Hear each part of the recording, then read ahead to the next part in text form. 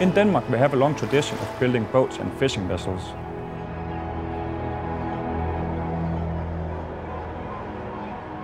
In Skagen, we have a very clean atmosphere. This gives a spectacular light.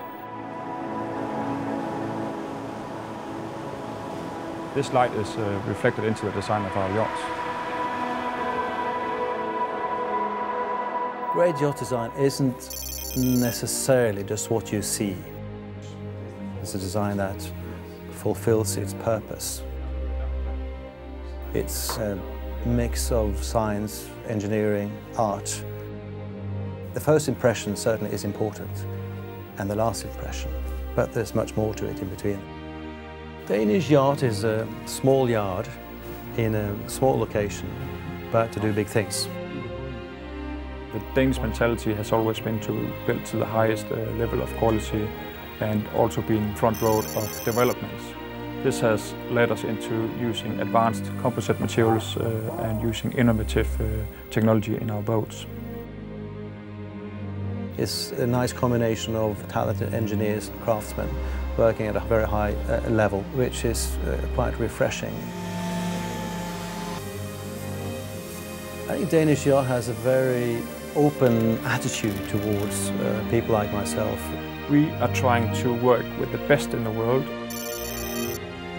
They have built some incredible projects from Ranger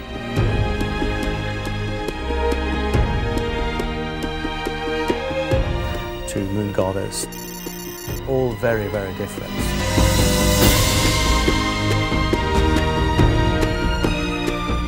Moon Goddess is a high-performance boat. Weight is obviously critical. Weight is controlled through the engineering materials one is using and the way it is being applied. Other features were the quite complex shapes, both in the superstructure and in the hull. We have a protected environment on deck with an opening roof, which enables you to go very fast.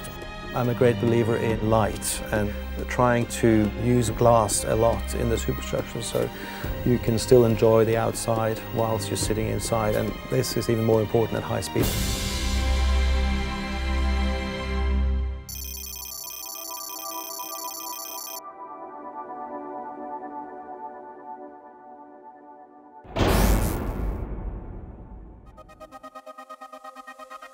Project 116 started off as a development of Moon Goddess, the first aerocruiser built at Danish Yacht.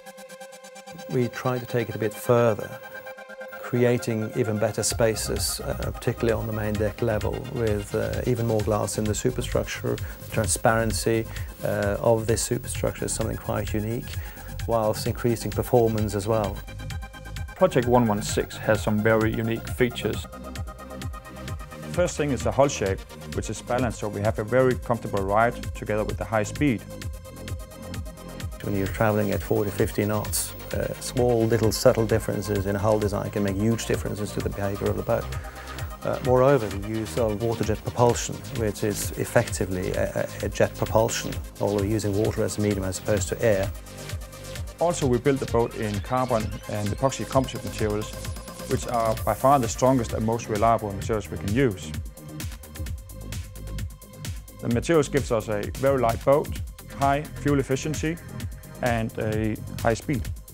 It's definitely a step further ahead and she will be a very fast boat. Architecturally, we've done something very interesting. We've blended both curved and angular forms throughout the boat, which really gives a sense of timelessness.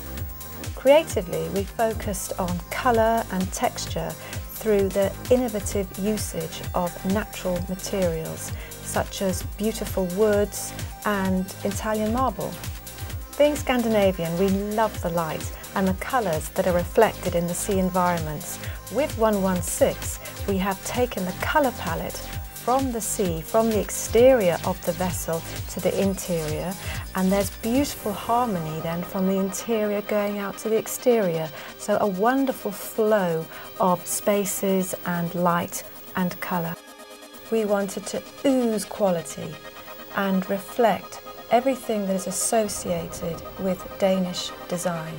So functionality, contemporary, classic styling, and also deliver the highest levels of technical sophistication associated with the private jet industry. There is a certain connection between a jet aircraft and a high-performance boat, particularly one that is water-jet propelled, such as the aero cruisers. The weight is critical for the performance, and therefore you have finely engineered composite structures. So the accuracy of the construction is incredibly important.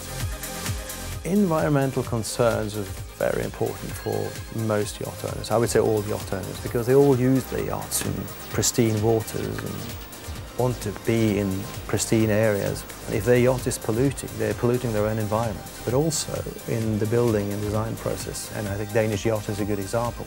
The whole production process is controlled so as to reduce the impact on the environment from scratch all the way through to delivery. And this then continues because the yachts are designed and built to operate with a minimum impact on the environment. For the future, we are working together with three designers. Together with Esben, we are developing the third generation of our aerocruiser powerboat. This one is special because we are really trying to develop a very green boat. With Cordy Rover, we are developing a series of quarter-deck boats, which are a further development of the popular tri-decker. The special thing is the extra deck gives us a huge interior space. On the flyboats, we have what we call a sky terrace. We actually extend the decks out and gives us about 30% extra deck space. With Rupert Mann, we are developing the EOS Speed 18.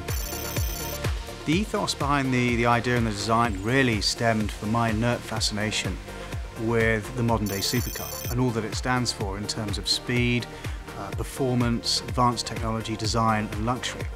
And I think it was really the inspiration to try and combine all of these components and transpose them to water that would give us what we feel would be the first real supercar of the seas.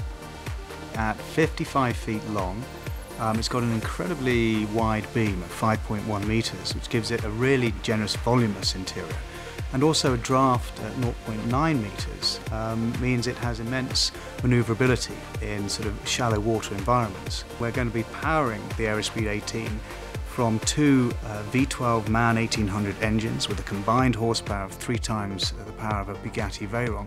With the lightweight structure, we're looking to hit speeds of over 55 knots, which is incredibly exciting and I think possibly groundbreaking. This is for somebody who finds performance and speed exhilarating, and that is the key. I think there's always a sector in the market that strives for something that is entirely unique, that no one else has. We're proposing to build only 35 of these. So again, the rarity of this product is really extremely compelling.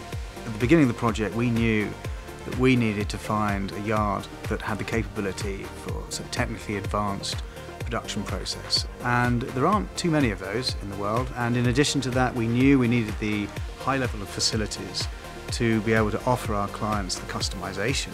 Danish Yachts and all the knowledge, all the innovation that they bring has simply enhanced the whole process.